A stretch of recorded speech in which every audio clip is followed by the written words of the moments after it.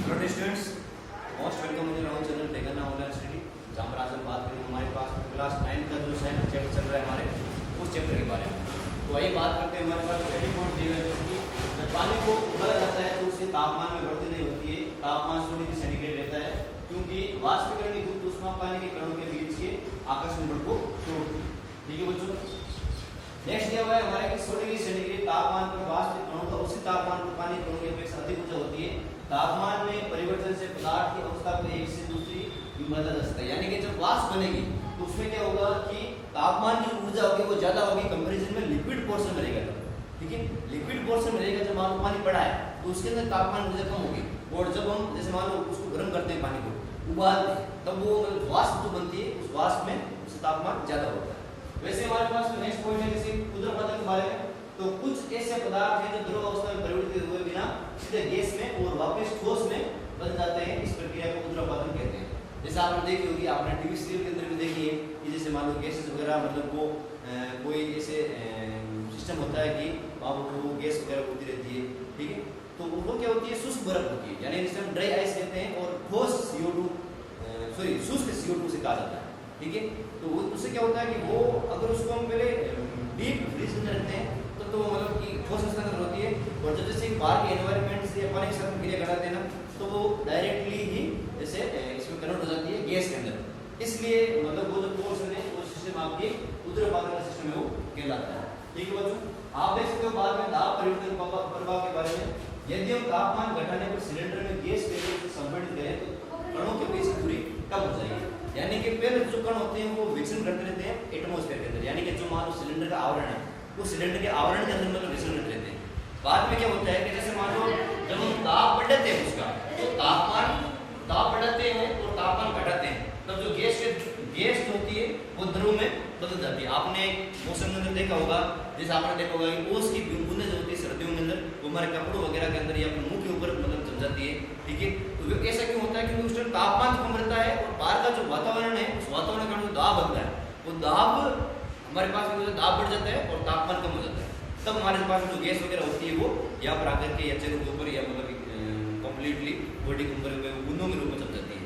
यहाँ पर देखा वो सिलेंडर जो है उसके अंदर भी अगर हम तापमान को घटाएं, ठंड के मौसम तापमान घटाते हैं सर्दियों के दिनों के अंदर, और जब उसके ऊपर दाब बढ़ता है एटमॉस्फेयर का, उस टाइम क्या होता है कि जो नोजल है गैस सिलेंडर का, उससे जो गैस होती है वो लिक्विड के रूप में बाहर निकल जाती है।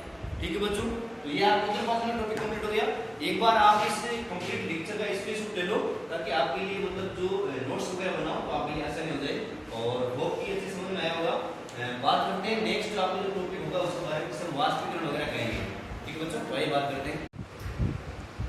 बच्चों अब हमारे पास में जो ऊर्ध्वपातन है, हमने एग्जाम्पल लिया था कि मान लो कोई वस्तु जो होती है वो ठोस से सीधे मतलब द्रव में ना बदल करके डायरेक्ट गैस बन जाती है, या उसे अगर वापस से ठंडा करें तो वापस वो द्रव में ना बदल करके गैस से सीधी ठोस बन जाती है। उस प्रकार से हमारे पास एग्जाम्पल है कि ठोस कार्बन डाइऑक्साइड के वापस गैस के CO2 बदला जा सकता है बिना द्रव अवस्था में बदले। इसके लिए दाब को घटाकर एक वायुमंडलीय दाब करना पड़ता है। ठीक है, हमारे पास जो शुष्क बर्फ होती है वो ठोस कार्बन डाइऑक्साइड अपनी वापस से वो चेंज हो जाती है। मतलब अब वाष्पीकरण की दर के बारे में समझिए। वाष्पीकरण एक प्रोसेस होता है आपने देखा होगा कि मान लो कोई भी बीकर के अंदर किसी पदार्थ जैसे पानी वगैरह गर्म करते हैं तो भाप जो है वो बन जाती है।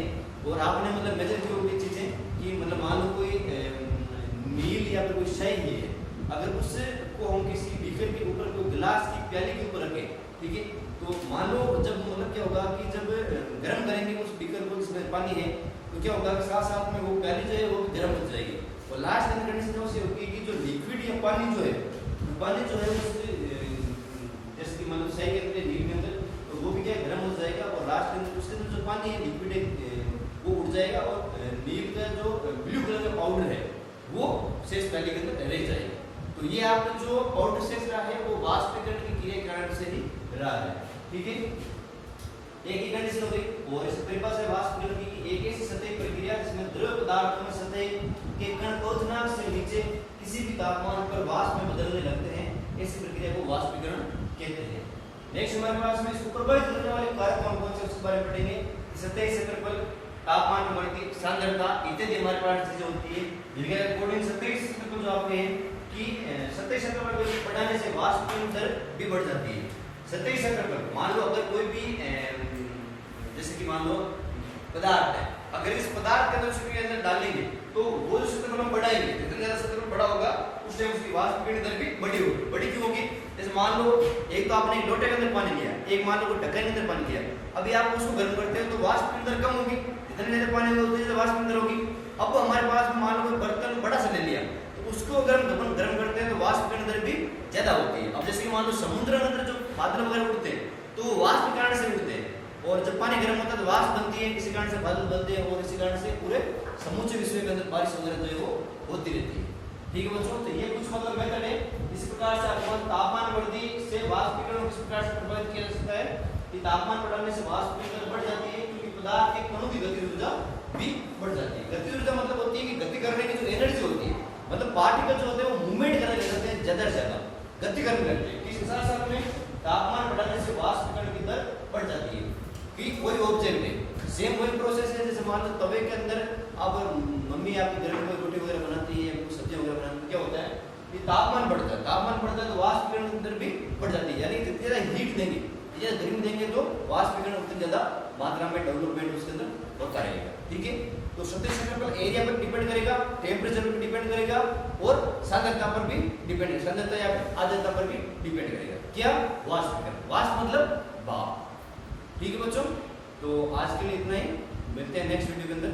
आपके पास जैसे कि ये कुछ निस्पंदन वगैरह आप जो चीज़ रही है उसके बारे में हम नेक्स्ट वीडियो के अंदर बात करेंगे।